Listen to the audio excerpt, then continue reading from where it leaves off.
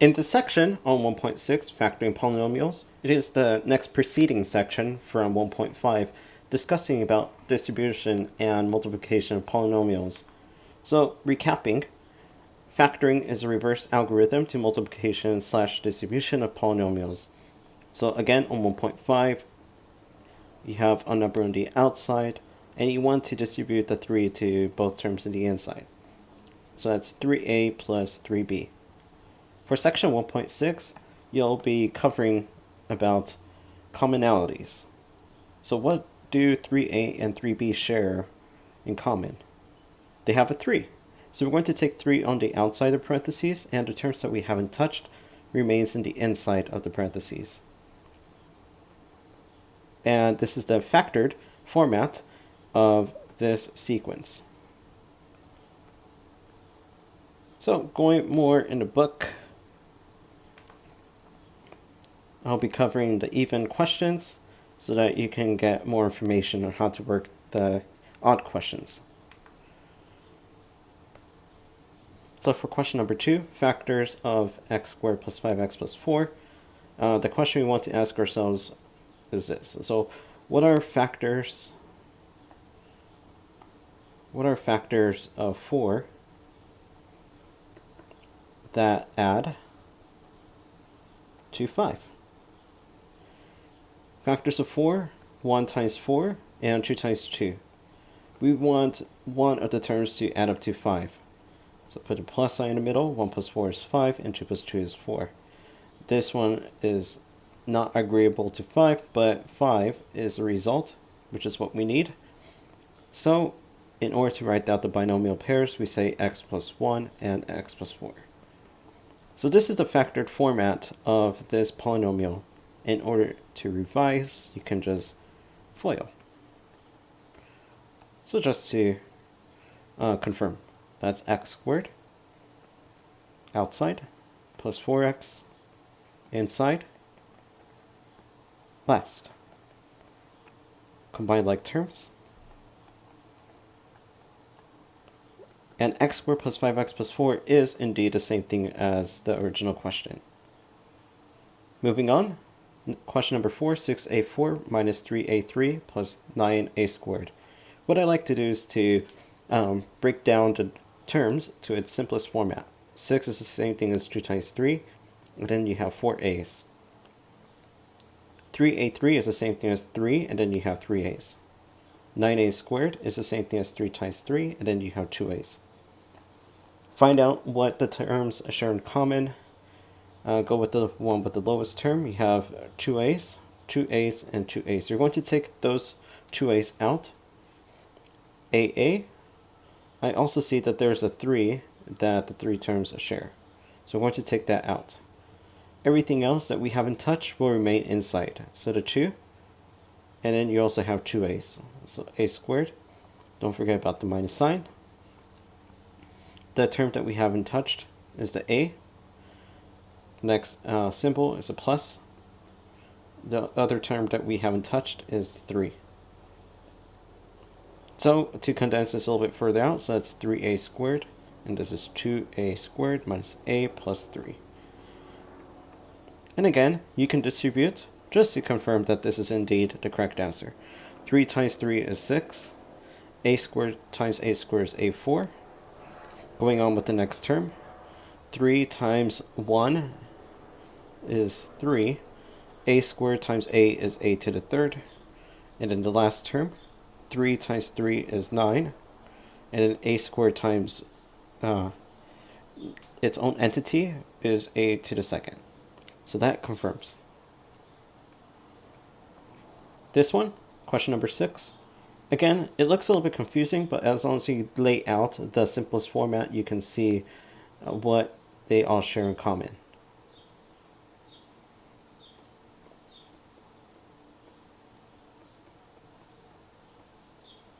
So you can see by the 3 terms, there are 2 y's that exist for all 3. So I'm going to take those 2 y's out. I also see that they all share 2 x's. So I'm going to take that on the outside.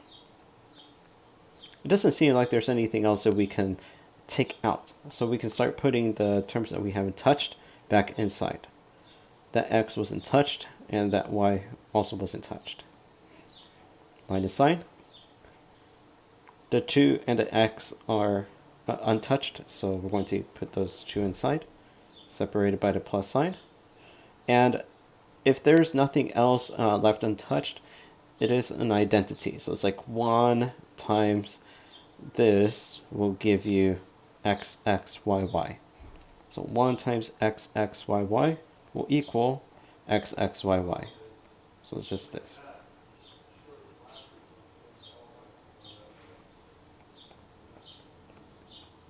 So that's the factored format to the original question. This one. 21a squared minus 14a plus 7. Simplify or reduce to its prime number format. It's the same thing as 3 times 7. 3 times 7, and then you have 2a's. 14 is the same thing as 2 times 7. A plus 7. Find out what all 3 terms share in common. It looks like they have a 7, so I'm going to take that on the outside. Everything else that we haven't touched will remain inside. We have 3AA, separated by the minus. The second term that we haven't touched, 2 and a, separated by the plus sign. Since we already took the 7 out, that will be an identity. And again, you can just confirm, distribute the 7 to all 3 terms, and you will get back the original question. This one's a little bit different, but as long as you can see that this is one term multiplied with this is one term multiplied with that, that's like the same thing as like saying AB minus CB, where B is represented by B minus 2.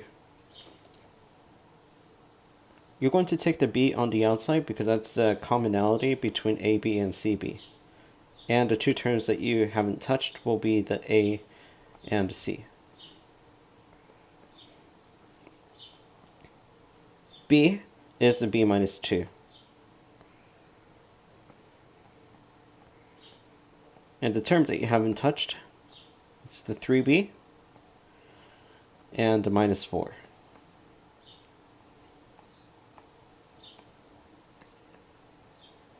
So just to put in one color, b minus 2 and then 3b minus 4. You can FOIL just to revise that this is actually the true answer, just to make sure that this is accurate. A3 minus 3a squared plus 3a minus 9. Whenever you are dealing with 4 terms, you'll be grouping them by 2. So I'm going to underline that in red, underline this in blue. I'm going to focus on the red first. A3 and then 3a squared. So I'm going to lay the terms out. 3aa. Seems like they share 2a's together. I'm going to take these on the outside. The terms I haven't touched. So a and 3. So a minus 3. Focusing on the blue section now.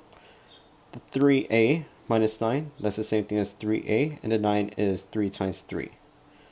They share 3, so I'm going to take that on the outside. Terms that we haven't touched, the a and the 3. A and the 3, separated by the minus sign. This is the plus. And again, just like the previous question, we see that there's an A3 and an A minus 3 that they both share. So I'm going to take that on the outside. Everything else that we haven't touched will remain inside. That's AA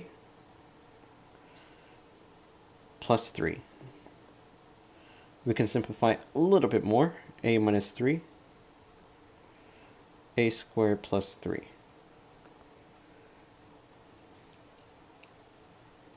Question number 14. Just like with question number 12, whenever you are dealing with 4 terms, you want to group. So I'm going to put this in red, put this in blue. Y3 is the same thing as YYY plus YY. They share 2 y's together, so I'm going to take the 2 y's out. Everything else will remain inside. The term that we haven't touched is the y. And since we took this out, the full capacity, it is its own entity. So that's plus 1. 1 times yy is yy. Focusing on the blue now, they both share a negative 5. So I'm going to take negative 5 on the outside. Everything else that we haven't touched, the y, and this will remain inside. So that's y. And since we're taking a negative 5 out from negative 5, it's like saying negative 5 times some number is negative 5. That some number is 1. So it's y plus 1. Putting this together, y plus 1 minus 5, y plus 1. We see that there's a y plus 1 and y plus 1 that they both share. So we're going to take that on the outside, and everything else will remain inside. So that's y minus 5. Condensing a little bit further out, y plus 1 and y squared minus 5. You can FOIL this just to make sure that your answer is indeed the original question.